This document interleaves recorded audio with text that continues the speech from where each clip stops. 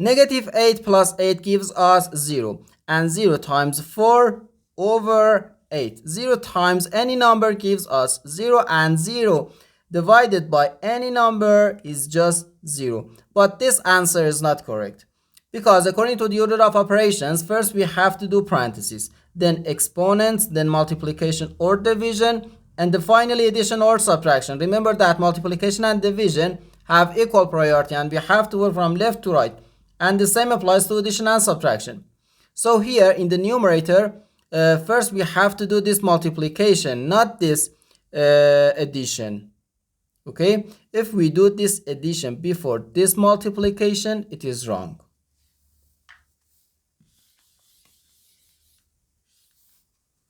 So first we have to do this multiplication. 8 times 4 gives us 32.